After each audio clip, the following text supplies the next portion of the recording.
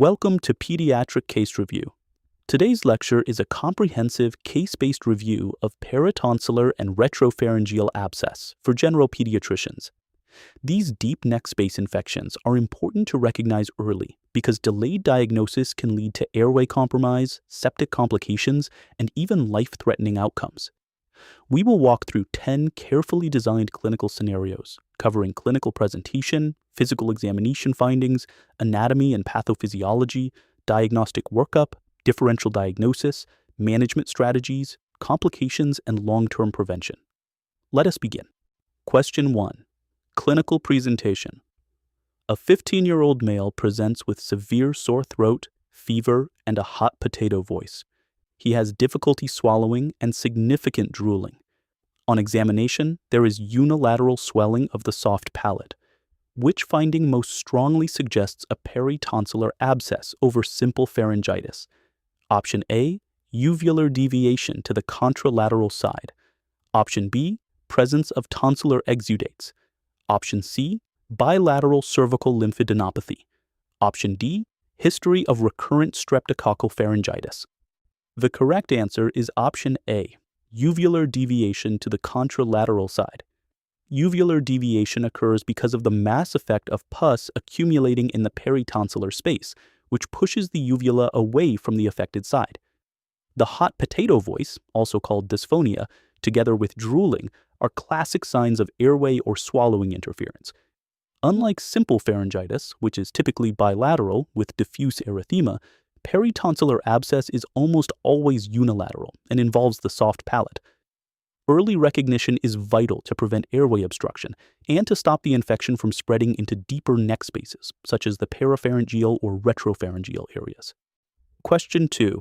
Physical examination. A 14-year-old girl with suspected peritonsillar abscess is unable to fully open her mouth for a thorough examination. This finding, known as trismus, is primarily caused by irritation of which muscle? Option A, superior pharyngeal constrictor. Option B, palatoglossus muscle. Option C, internal pterygoid muscle. Option D, digastric muscle. The correct answer is option C, the internal pterygoid muscle. Trismus results from inflammation and reflex spasm of the internal pterygoid muscle, which lies in close anatomical proximity to the peritonsillar space. When pus collects nearby, it irritates this muscle, and the patient becomes unable to fully open the mouth.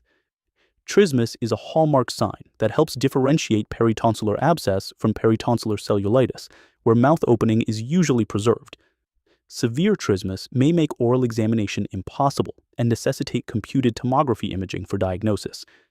Adequate pain management with analgesics and sometimes local anesthesia significantly improves the physical examination and facilitates safe drainage procedures. Question 3. Anatomy and pathophysiology. Peritonsillar abscesses typically form in the potential space between which two structures? Option A, the palatine tonsil and the palatopharyngeal arch. Option B, the palatoglossus and palatopharyngeal muscles. Option C, the buccopharyngeal fascia and the prevertebral fascia. Option D, the tonsillar capsule and the superior pharyngeal constrictor muscle. The correct answer is option D, between the tonsillar capsule and the superior pharyngeal constrictor muscle. The peritonsillar space consists of loose connective tissue that easily allows pus to accumulate. Infection usually begins at the superior pole of the tonsil, often arising from inflamed Weber glands, which are small mucus glands in that region. This space is anatomically distinct from the retropharyngeal space, which lies posterior to the pharynx and in front of the prevertebral fascia. Understanding these anatomical boundaries is absolutely critical for safe needle aspiration and surgical incision because the internal carotid artery lies only about 2.5 centimeters posterolateral to the tonsil. Question 4. Retropharyngeal abscess recognition. A 3-year-old child presents with high fever, neck stiffness, and refusal to move the neck, also called torticollis. The parents note the child is breathing noisily. Which clinical feature is more characteristic of retropharyngeal abscess than peritonsillar abscess? Option A, neck hyperextension and respiratory stridor. Option B, unilateral palatal swelling. Option C, trismus, and muffled voice. Option D, history of recent dental procedure. The correct answer is option A, neck hyperextension and respiratory stridor. Neck hyperextension is a protective posture that the child instinctively adopts to maintain airway patency when the retropharyngeal space is filled with pus. Stridor indicates significant airway narrowing, which is more common in retropharyngeal abscess because of its anatomical location directly behind the airway. Retropharyngeal abscess is most common in children under 5 years of age due to the presence of retropharyngeal lymph nodes that typically regress after this age. Unlike peritonsillar abscess, which classically presents with trismus, retropharyngeal abscess often presents with a stiff neck and torticollis rather than difficulty opening the mouth. Question 5. Diagnostic workup. You suspect a retropharyngeal abscess in a stable 4-year-old.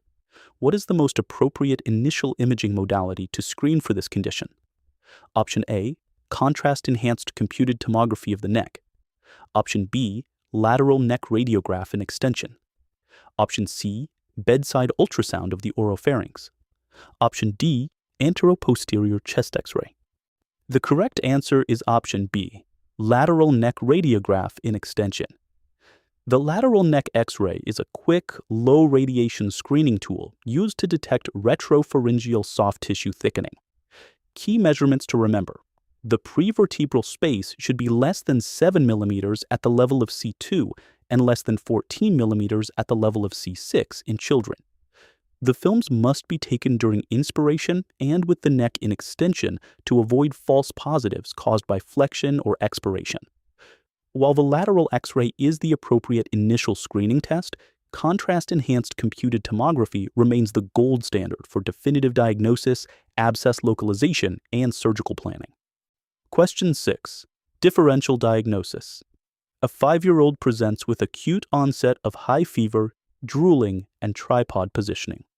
Lateral X-ray shows a thumbprint sign rather than prevertebral thickening. What is the most likely diagnosis? Option A, retropharyngeal abscess. Option B, peritonsillar cellulitis. Option C, acute epiglottitis. Option D, bacterial tracheitis. The correct answer is option C, acute epiglottitis. The thumbprint sign on a lateral neck X-ray is pathognomonic for an enlarged edematous epiglottitis. Epiglottitis is a true airway emergency, and you must not attempt to visualize the throat with a tongue depressor in the clinic, as this can precipitate complete airway obstruction. Although retropharyngeal abscess and epiglottitis share symptoms like drooling and fever, the X-ray findings clearly distinguish them. Prevertebral thickening points to retropharyngeal abscess, while the thumbprint sign points to epiglottitis. The incidence of epiglottitis has decreased significantly since the introduction of the Haemophilus influenza type B vaccine, but it still occurs and remains life-threatening. Question 7. Peritonsillar abscess management. A 16-year-old with a confirmed peritonsillar abscess requires drainage. Which of the following is considered the first-line surgical approach for a cooperative patient in the emergency department? Option A, emergent tonsillectomy, also called quinsy tonsillectomy. Option B, external neck incision and drainage. Option C, observation with intravenous antibiotics only. Option D, needle aspiration or incision and drainage. The correct answer is option D, needle aspiration or incision and drainage.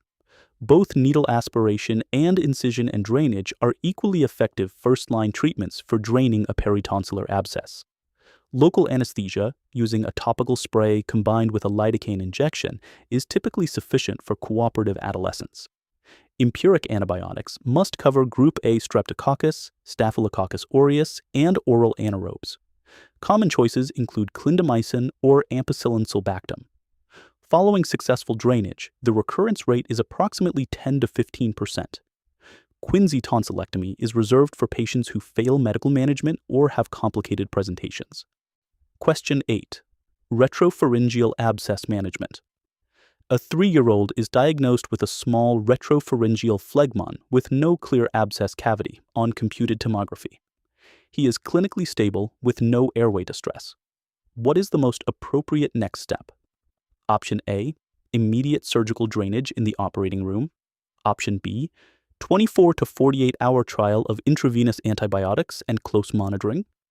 Option C, discharge home on oral amoxicillin. Option D, needle aspiration under local anesthesia. The correct answer is option B, a 24 to 48 hour trial of intravenous antibiotics with close monitoring. Medical management with intravenous antibiotics is often successful for small phlegmons measuring less than 2 centimeters or in early-stage retropharyngeal infections without a true abscess cavity. Close monitoring in an inpatient setting is mandatory to watch for airway progression or clinical deterioration. Surgery is reserved for patients with large abscesses, airway compromise, or failure to improve after 48 hours of antibiotics. Pediatric otolaryngology consultation should always be obtained early for all deep neck infections, even when initial management is medical, so that surgical backup is immediately available if needed.